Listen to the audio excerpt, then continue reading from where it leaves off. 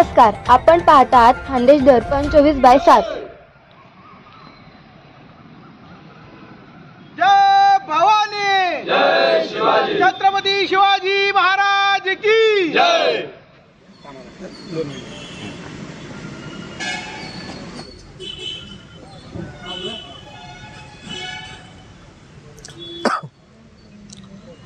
आज सावदा शहर युवा सेनेची आपली बैठक संपन्न झाली।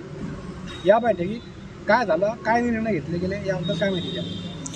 माननीय आमदार चंद्रकांत निंबाजी पाटील व पंकज राणे जिल्हाप्रमुख युवा सेना यांच्या मार्गदर्शनाखाली आम्ही युवा सेनेची बैठक घेतलेली आहे। तर बैठकचं निमित्त असं की युवा सेना सावदा शहरामध्ये आहे आणि संघटन वाढवण्यासाठी आपल्याला हे मीटिंग घेण्यात आलेली आहे। तर गावामध्ये युवक जे जोडण्या संघटना वाढवण्याचं काम आम्ही सुरुवात करू। त्याच्यामध्ये गावात काही अवैध धंदे किंवा शाळेच्या समस्या, क्रीडांगण जे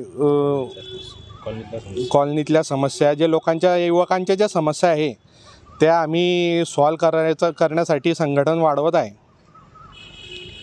त्या गावातल्या कॉलनीला समस्या आणि इतर जे तुम्ही सांगितले याबद्दल काय ठोस उपाययोजना करणार आहात?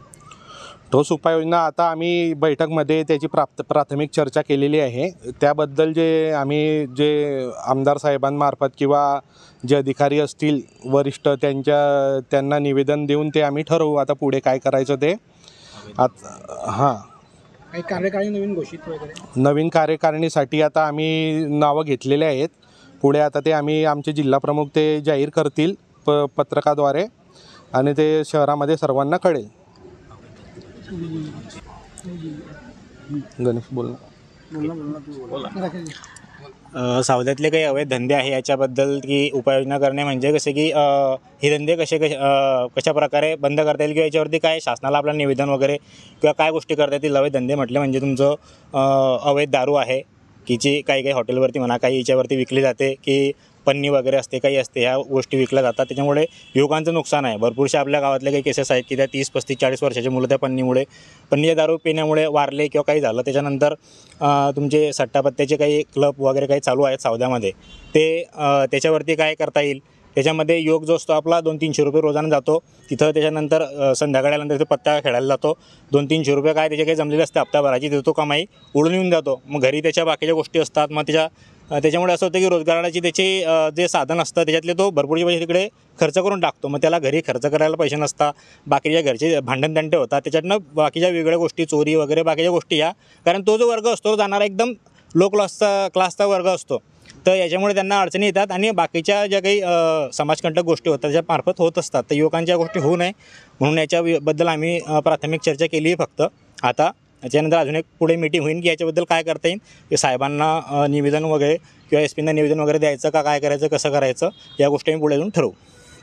सावदा शहरातील युवा सेनेची आमची आज बैठक झाली। या बैठकीत आम्ही असं ठरवलं की संघटना ही मजबूत होणे गरजेची आहे। संघटना युवकांच्यावर भरोशाच, हे जी मोठी संघटना असते युवकांच्या भरोशाच राहते, कारण की युवकच त्या गोष्टीला आधार सर्वात मोठा असतो की युवकांचा आधार असतो। त्यानिमित्त युवा सेनेचं संघटन आमचं वाढवायला पाहिजे या संदर्भात आम्ही चर्चा केली। त्यानंतर हे अवैध धंदे आहे, आज मुलं हे मृत्युमुखी पडत आहेत, आजारी पडत आहेत पन्नीमुळे, त्याच्यानंतर सट्टा दारू ह्या गोष्टी आम्हाला बंद करायच्या आहे। त्यामार्फत आम्ही निवेदनही देण्याचा प्रयत्न करणार आहोत। सावदा पोलीस स्टेशन असो, SP साहेब असो, त्यानंतर आता नगरपालिका प्रशासक असल्याकारणानं कामं ही जी आहे ना सर्व आपलं कमी अखंडित होत आहेत। कामं बघितले गेले तर आता सावदा शहराचं पाणी पुरवठा योजना मंजूर झालेली आहे, त्याचे कामं चालू आहे। प्रत्येक ठिकाणी खंदून सण तो गारा बाहेर येतो आहे। प्रत्येकांच्या समस्या सावदा शहरात सर्वात मोठी समस्या तर ती आहे आणि एक कचऱ्याची आहे। तो गारा जसा बाहेर येतो आहे प्रत्येकांना प्रॉब्लेम येत आहे। तर इकडे अमोलनगरमध्ये एक ते जावळे दादा आहे, त्यांचा पाय घसरून ते दोन्ही पाय फ्रॅक्चर झाले, अजूनही त्यांचे हे चालू आहे। 1 महिना ते घरी आहे। त्यानंतर अशा अनेक समस्या आहेत, कचऱ्याची समस्या आहे, काही भागात कचऱ्यासाठी गाड्या जात नाही, तर त्या देखील आम्हाला त्यामार्फत संघटनेमार्फत मोकळ्या करायच्या आहेत। तसंच आता जे काही युवकांच्या समस्या शाळेच्या असतात, काही गावातल्या असतात, काही समस्या सोडवण्यासाठी आम्ही संघटनेमार्फत हे काम करत आहोत. या ठिकाणी आज माननीय आमदार चंद्रकांत भाऊ पाटील तसेच युवा सेनेचे आमचे जिल्हाप्रमुख पंकज भाऊ राणे यांच्या मार्गदर्शनाखाली युवा सेनेची मीटिंग या ठिकाणी लावण्यात आली होती. त्या मीटिंगचा अजेंडा असा होता की गेल्या मागील बऱ्याच वर्षापासून सावदा शहरामध्ये नगरपालिकेत नगरसेवक नसल्यामुळे, नगराध्यक्ष नसल्यामुळे बऱ्याचशा समस्या या प्रलंबित पडलेल्या आहे. त्याच्यामध्ये सफाईची असेल किंवा मग रस्त्याच्या समस्या असतील, त्या समस्यांकडे कोणी लक्ष द्यायला तयार नाही आहे. आणि आता नुकत्याच शाळा चालू झालेल्या आहे, त्यामध्ये विद्यार्थ्यांच्या काही समस्या असतील, त्या समस्याच्या बाबतीत आमची प्राथमिक चर्चा झाली. आता कन्या शाळा आपल्या गावातली, त्याच्यामध्ये मागील संरक्षण भिंत आहे, मुलींच्या काही समस्या आहे, त्या भरपूर समस्यावर आमची प्राथमिक चर्चा या ठिकाणी आज झालेली आहे.